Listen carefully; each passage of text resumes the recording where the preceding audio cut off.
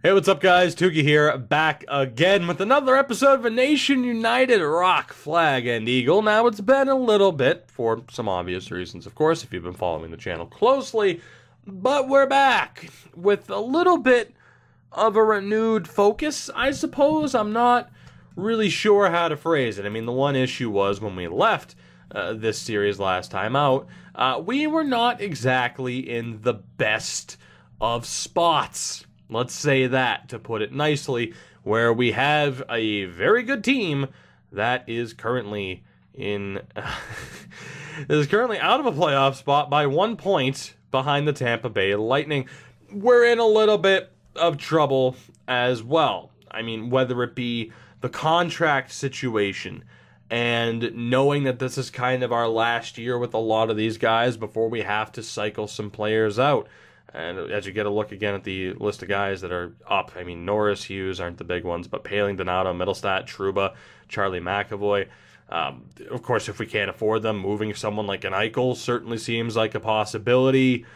There's so much that goes into this. The lack of truly high-end American talent to come out of the draft. Just so many factors. It's been a perfect storm ever since we unfortunately lost in the playoffs not all that long ago. It has been a perfect storm of things just slowly starting to crumble. That said, it's February 1st. We have a little bit of time before the trade deadline, and this is the team that we are going to put forward in efforts to turn things around. Come trade deadline, who knows, maybe we make some moves. The problem is I have the full list of prospects and players that are basically eligible to us. Nothing really puts us into that good of a situation. There really aren't that many high-end prospects, especially non-goaltenders, which, I mean, we already have Jake Ottinger. If we wanted to upgrade to someone like a Thatcher Demko, we might possibly be able to do so in this episode. But then you're counting on other players, whether it be already established veterans like Patrick Maroon, you look at guys like Jake McCabe, Ryan Hartman, prospects that we already got rid of like Logan Brown, and then you get to the big-time names again, like a McDonough for one, but maybe not the biggest name in the world. I mean, Brady Shea, Torrey Krug, Seth Jones, of course, Clayton Keller in Philadelphia. There's so many different things we could do, but regardless, this is the team that we're putting forward. This team is based off of point production so far this year, so the top line of Matthews, Middlestat, and Eichel, we will see what they can do. Hughes is with Ryan Donato and Brock Besser. Farabee with Paling and Oliver Wahlstrom in the fourth line, being Tufte, Norris, and Jones. Defensively, we are splitting up Trouba and McAvoy. It's going to be Chris, Trouba, Hughes, McAvoy, Ferentz, and Fox.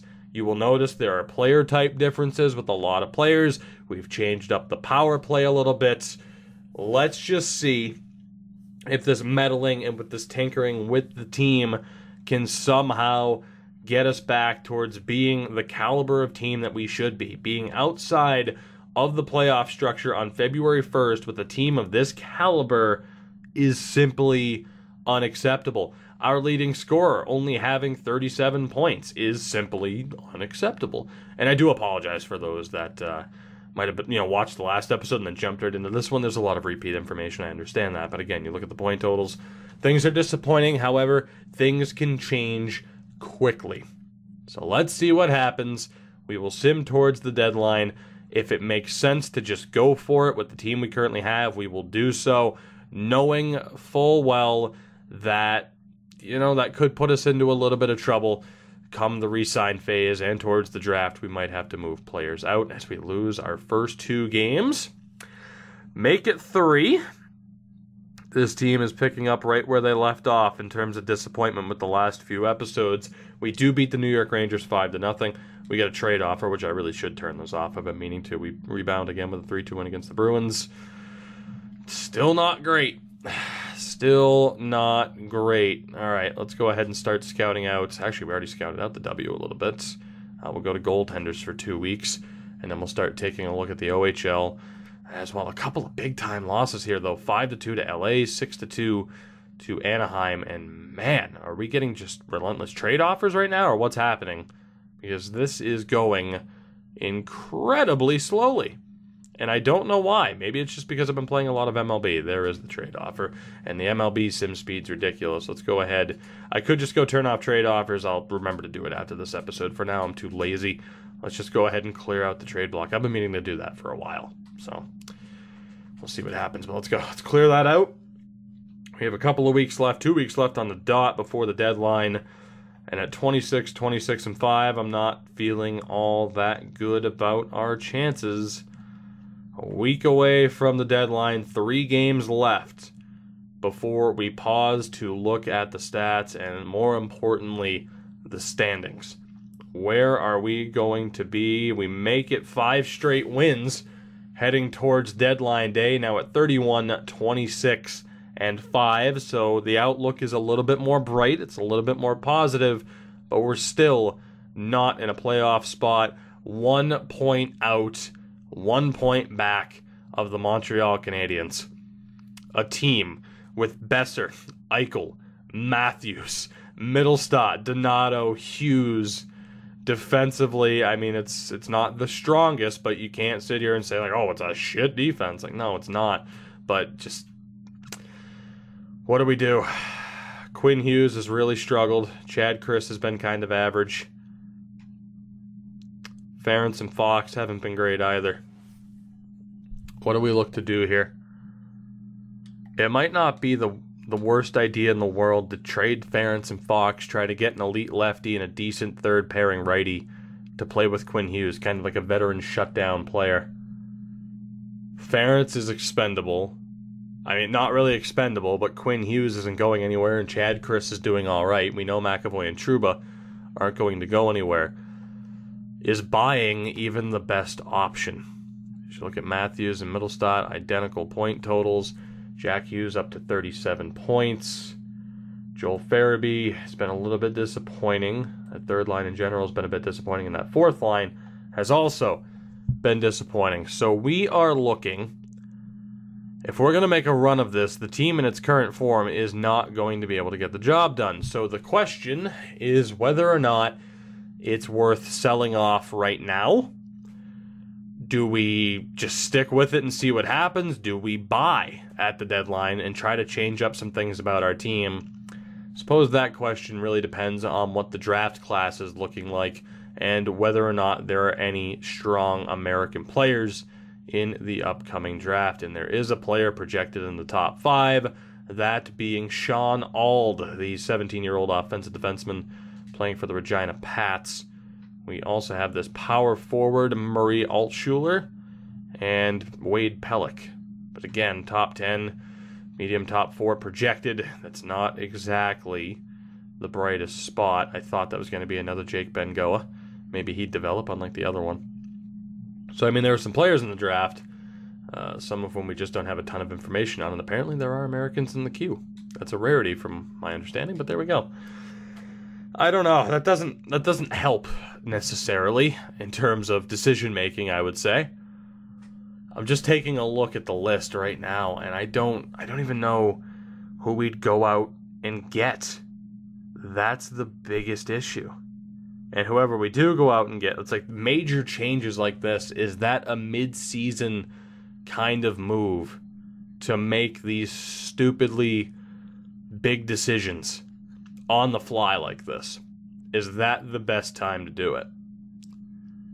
And I mean, I've talked about it in this episode and quite a bit. Jack Eichel might have to be moved. 68 points as a career high last season, and he is not anywhere near that pace this year. $10 million, he's certainly not worth that. I don't know. I feel stuck, and I feel like we're in the same exact situation that we were in at the end of the last episode. That didn't help.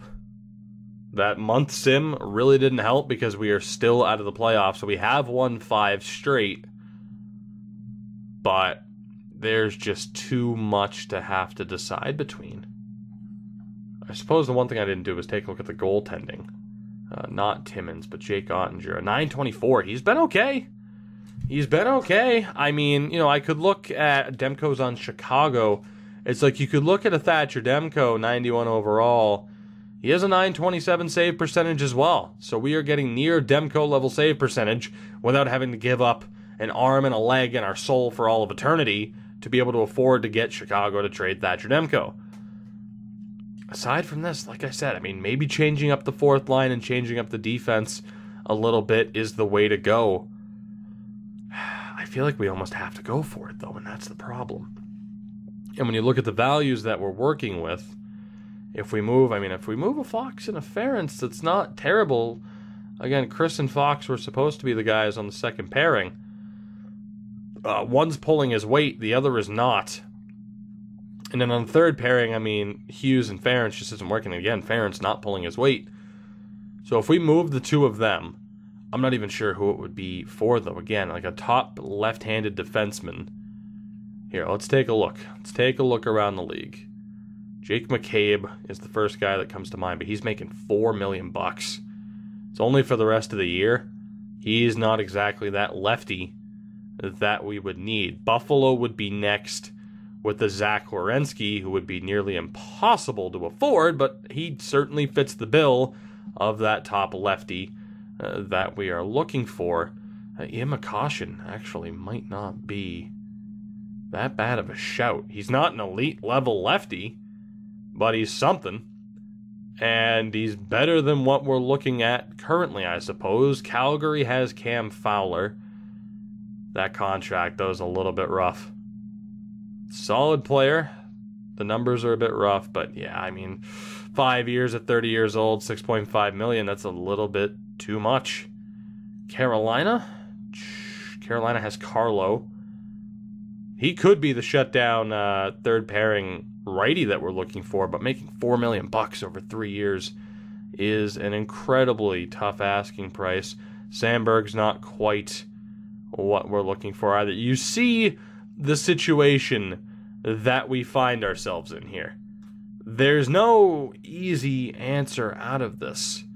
Look at Dallas and someone like Will Butcher, potentially bringing him back. He's had a great season in Dallas. We could bring him back and play him on the top line.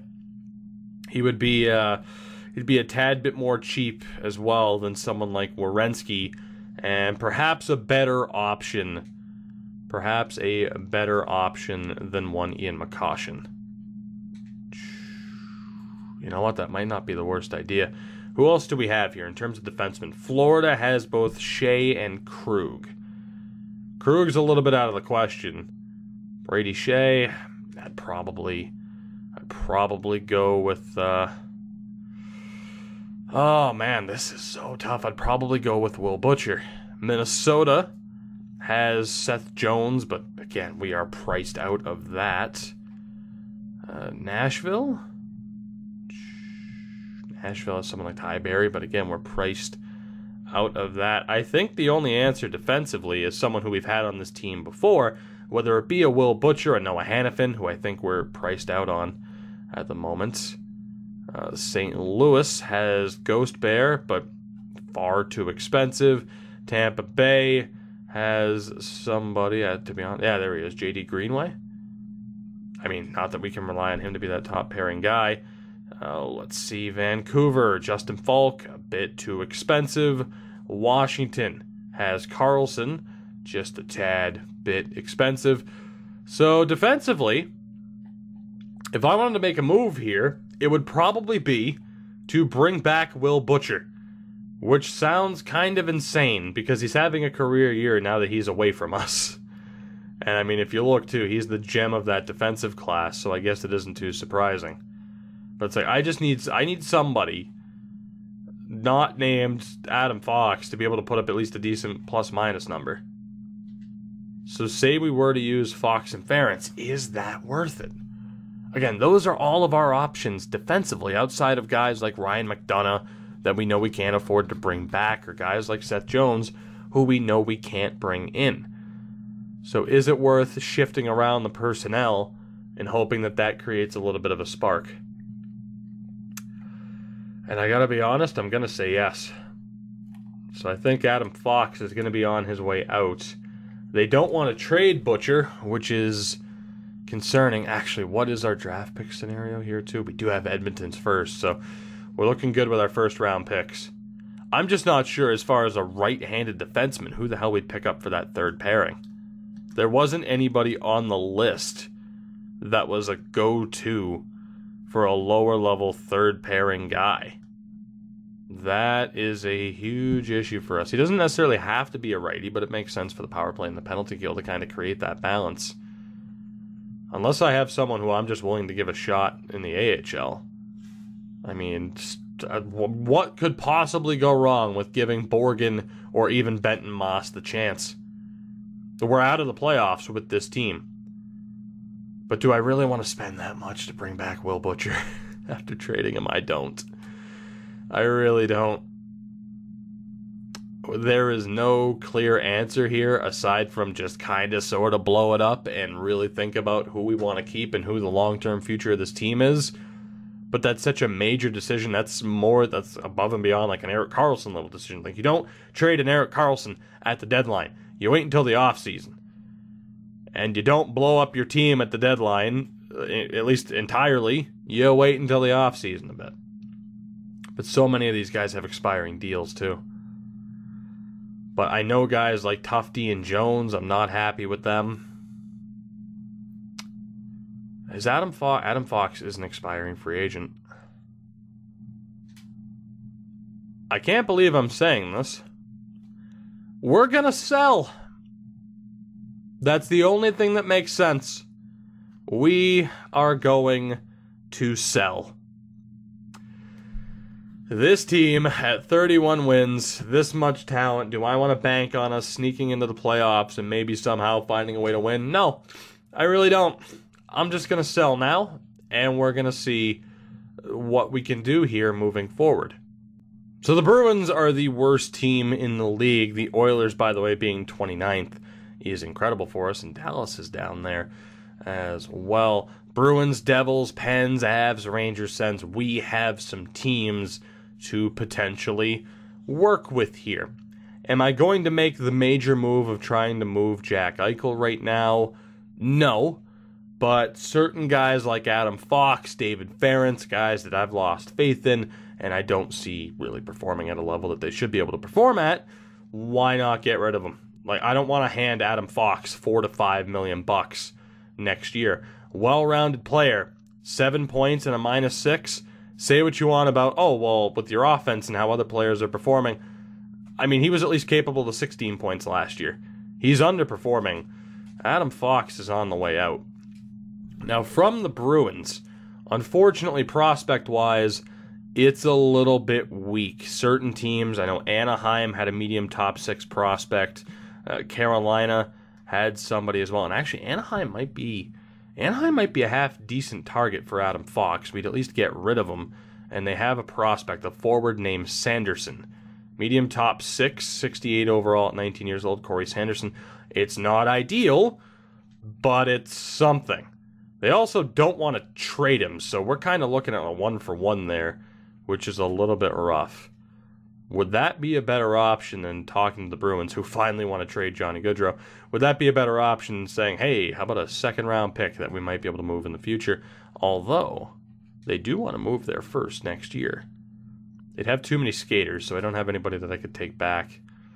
So I'm thinking the Bruins are out of the running. Let me go check with the New Jersey Devils on 47 contracts. They don't want to move anything, which isn't really surprising. So you know what, Anaheim, let's talk. If the draft pick situation is going to be rough for us to take advantage of, I will gladly go for a prospect like Sanderson. I can't help but think that won't go through, but I'm still going to double check before sending it. Sanderson in the 4th for Adam Fox. Will that go through? No, it will not, and they'd have to put Gudas on waivers. What about straight up? Still no. God forbid you lose Radko Gudas, a situation that all Flyers fans right now are saying, for the love of God, take this deal, lose him on waivers. It does not matter.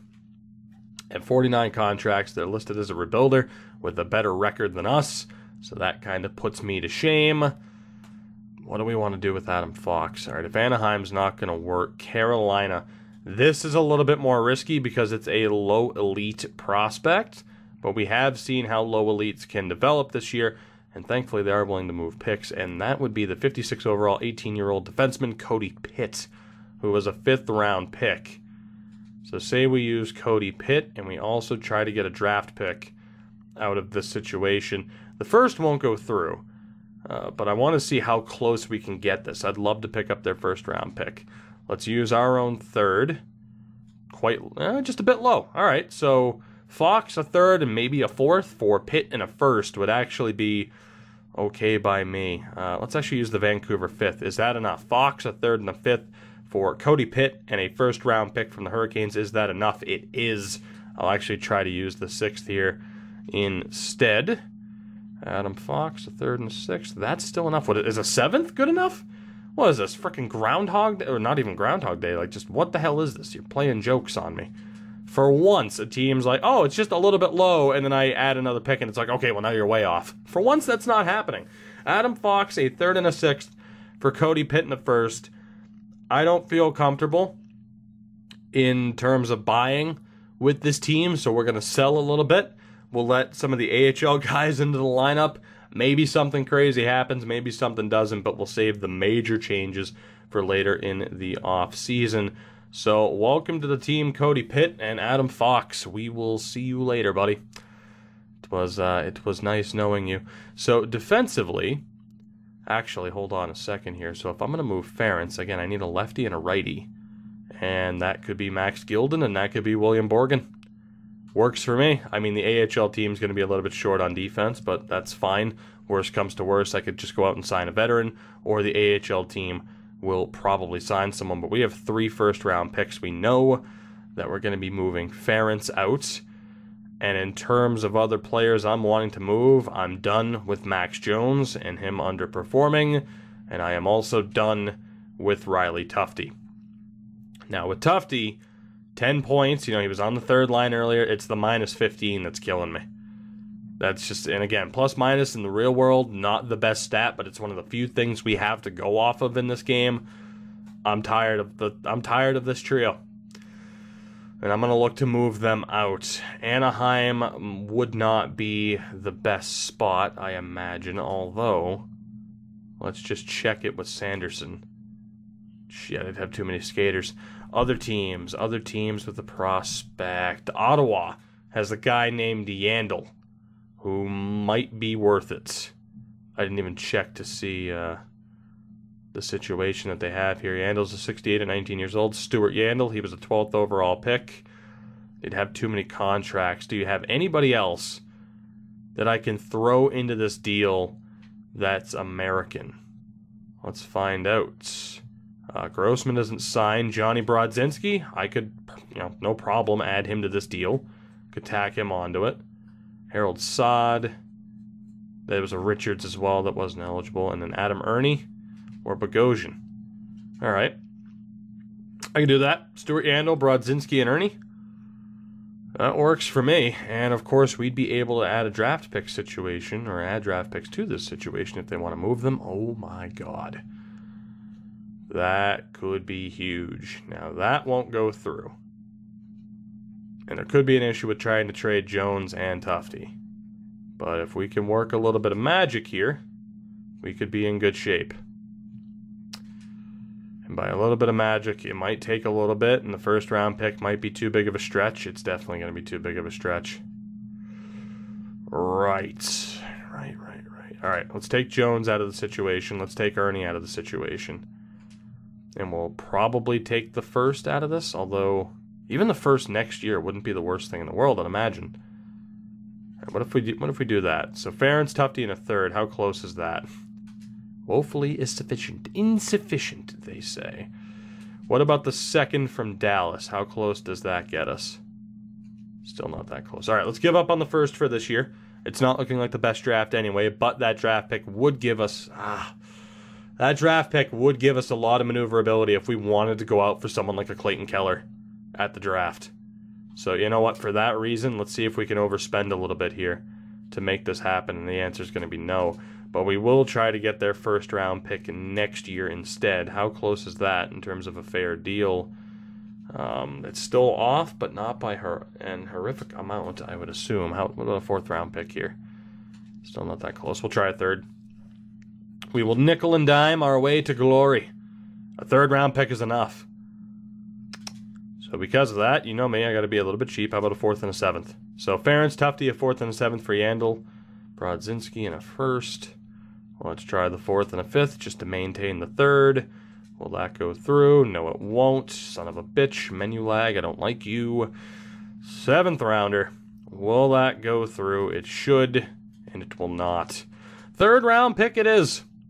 Unfortunately, but that's okay. Ference, Tufte and a 3rd for Yandel, Brodzinski and a 1st. Let's do it. Ference, Tufte. We'll see you guys later. And let's take a look at what this team is going to look like for the rest of the way. And the emphasis with this team now becomes trying to... the emphasis with this team now becomes trying to re-sign certain players. And that way we can make the moves at the draft we might want to make. So I still need to get rid of Max Jones. So let me go back to best lines, and we'll see what we can do here. And to be honest, Anaheim might be the target, unless I wanted to focus solely on draft picks, but I don't. Let's try to go out and get somebody who's half decent. That being Sanderson, then again, they don't want to trade him. We'll just trade Max Jones for draft picks. Jones, you were very well liked in the Hartford series. In this series, not quite the same player for us, unfortunately. Is there anybody who doesn't have contracts that is interested in him? Apparently not. Arizona. Perfect. I don't know if you can afford him, but hey, let's try. 2nd round pick. They can afford him. Beautiful. So how about a nice shiny 1st round pick? That won't go through on its own. It shouldn't be that far off, though, considering both pieces are on the block. We'll just add these later round picks and stock up on the high value picks. Jones a 4th and a 5th for a 1st. Still no. Let's tack on the other 5th and the 7th just to see how close we are. We might have to settle for a 2nd. Yeah, we're going to have to settle for a 2nd. That's okay. Actually, 2 seconds, though, would be pretty good. 2 second-round picks for Max Jones. Nope. How close are we here? Come on. Come on. Let me just tack all this on. Is that enough? Just a bit low, they say. All right, well... That's great. What if we change it up to that? How does that sound? I'll take it. Fine by me. Max Jones off to the Arizona Coyotes, and we are pretty much good to go. I'm going to send down Brodzinski, and we'll probably give some of the new blood a chance with Johnny Bertuzzi. And from there, I don't know. We could call up Trevor Lewis as a veteran. We could give Gaudette or Rem Pitlick the chance. A veteran like Ryan Callahan at this point. I'm almost tempted. You know what? Trevor Lewis and Ryan Callahan. What's it gonna hurt? What's it gonna hurt to play a 74 overall Ryan Callahan at this point in the season? What difference does it make? So the top lines remain the same, and now we have Norris with Lewis and Callahan. Works for me. Defensively, I said I would prefer to have righties on the right, so we will do it in that fashion. Hughes with McAvoy, which we were already doing, and it was a bit rough. So you know what? Let's try Hughes with Trouba, Chris McAvoy, Gilden, and Borgen. Why not? Are we taking a step back? Sure, but we were taking a step back to begin with. And in terms of the AHL, just to make sure at least everyone's in the lineup, I'm not going to care about the order. I just want to make sure everyone's in the lineup. We do have 2 forwards playing defense, so it might be worth finding someone to bring in just to make sure there's actual defensemen playing. Let's get Benjamin Nakamura into the lineup. And Miho, don't know. All right, we're good. So I could go out and sign a couple of AHL veterans, or just veterans in general to bolster up the AHL, but that's not the biggest. It's not the biggest concern. We'll worry about that next year, even though that team's doing all right. So, is it a weird thing to be heading into the All-Star or into the trade deadline on a 5-game winning streak? A little bit, especially with an All-Star caliber team. Is it weird to head into that, sell with the caliber of team we had? Yes. That said, we did. And we'll see what happens the rest of the way. Might be a good thing, might be a bad thing. Frederick Allard is obviously not eligible for us. Now you watch, this winning streak will magically continue, right? It's going to be the scouting alert that comes up next, or not, the trade block, and the scouting alert. There you go. So let's go ahead and scout all of Canada as well. 2 weeks? Yeah, we should have time to go 2 weeks everywhere just to get a little bit of information. We beat the Boston Bruins 2-1. The Rangers 4-2. Detroit 2-1. I swear to God, did I just successfully do what people do in FIFA for Ultimate Team, especially in tournaments? For anybody who plays FIFA, when I mention bronze benching, you know exactly what I'm talking about, where you have a super team in Ultimate Team, but you put the worst bronze cards that you can possibly find on your bench because it lowers your team overall, and people think that gives you a little bit better of the bounces. Did I just do the same thing? By putting in guys like Lewis, Callahan, Gilden, and Borgen, is that making the better players? It is, I'm assuming, because again, we've had that discussion before about, you know, the worse players you have around your superstars, the better they do, because that's all they do is put up the points. Your goaltender can also be better if the team in front of him is a bit weaker. But to that extent, where we only have two regulation losses in the month, really? To Tampa and Philly? We're up to 40 wins now on the year. We basically just pulled off the equivalent of bronze benching, and it's working out tremendously to the point where we might be in a playoff spot come April 1st. We have one game left this month against the St. Louis Blues, and it's a 3-0 win. We are at 43, 28, and 7 with 4 games to go in the season. Are we in a playoff spot right now? We are in second place in our division. Okay, then. 93 points in 78 games, tied with the Philadelphia Flyers. I don't know how to react to that. Let's just sim the final few games. I'm not going to worry about stats. I'm not going to hype it up too much because we could still miss, technically. So let's see what happens. The Cleveland Monsters did really start to crash and burn, though, after those trades. We're playing the 38-win Habs. A win here could steal a playoff spot, and we won 3-0. We'll play the 44-win Caps after this momentary break. I need to check. We are a playoff team. 95 points in 79 games. The Columbus Blue Jackets are going back to the playoffs after selling off certain pieces at the deadline. Let's sim the final 3 games of the season. That will, of course, determine our seeding for this postseason. No easy games, really. I mean, the Rangers aren't, the Rangers are the worst team of the bunch, but still, we're playing 3 competitive teams. 3-0 loss to Washington, 2-1 loss to the Rangers, and a 3-1 victory over our old rivals, the Hurricanes. That brings us to 45, 30, and 7 to end the regular season. We will be a wild card team, so we crashed and burned there with the losses. We will be taking on the Detroit Red Wings in round 1. Carolina finished 2 points ahead of Detroit. Carolina will play the Islanders. We are playing Detroit in the first round. We're jumping over to the Atlantic side of the bracket.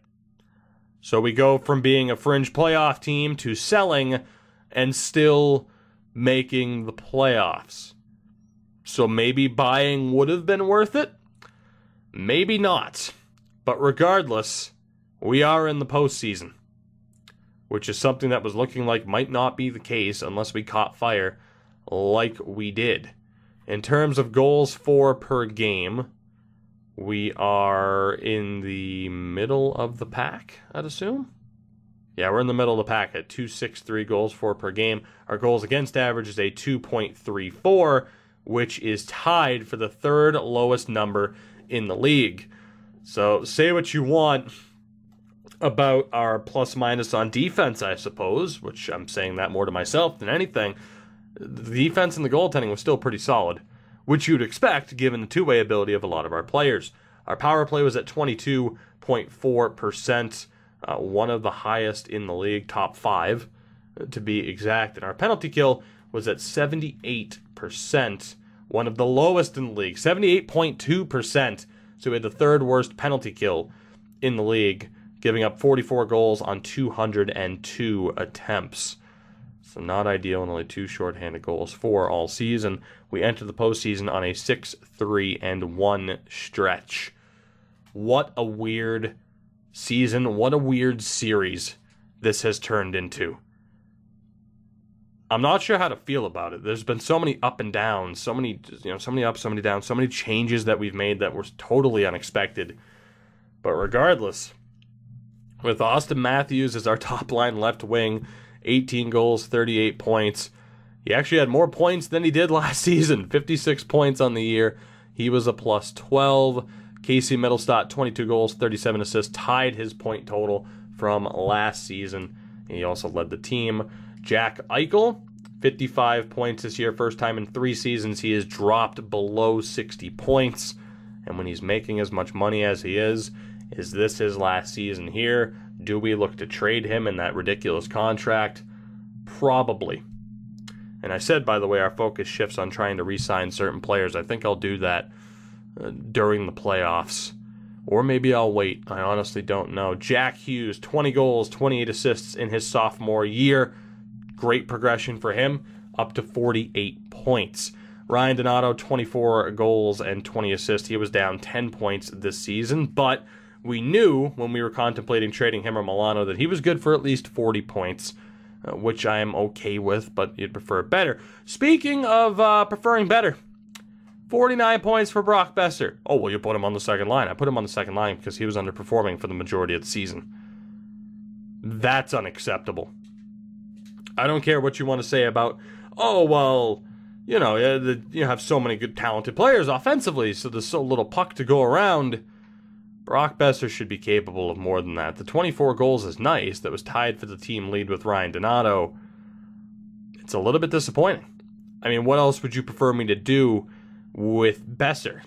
Next season, do we put him and Matthews on a line and get a power forward that can just kind of be the grit or a two-way, and then we have, Matthews and Besser just be the 1-2 punch? I mean, hell, Middlestat's a two-way. Third line, Joel Farabee finished with 24 points and a plus 7, so not too bad. 24 points in 57 games. I'm very happy with that number. Ryan Poehling with 26 points. We kind of know that's what he's good for. At the NHL level, he'll at least close in on 30 points as a third liner. That's okay. And Oliver Wahlstrom, 23 points in 57 games as a rookie. I am all right with how that third line performed. And then on the fourth line, Ryan Callahan, 2 points and a -1. That's not terrible, all things considered. Josh Norris, 14 points and a -5. That's quite disappointing for his rookie year. And Trevor Lewis with 6 points. He was a -1. So obviously we could look to change up that fourth line if we wanted to. I mean, down in the AHL, could call up Adam Gaudette, could give Johnny Brodzinski a chance if we wanted to. Bertuzzi as well with the solid skating. We do have some options there to change things up. Not that many, though. Defensively, we finished the year with Quinn Hughes on the top pairing, 25 points and a -3 on the season. Trouba with 3 goals, 29 assists. He was a plus 25, so a great season for him. Chad Chris overall did okay. 28 points and a plus 5. Not as good as what he did last year, but not a drastic drop-off like what we saw with Adam Fox. Charlie McAvoy, 9 goals, 38 assists, a plus 22, 47 points, great season for him. So again, there's that argument of, okay, well, your goaltending was good, and you also have Trouba and McAvoy taking points. Quentin Hughes to a lesser extent, I guess. I don't know.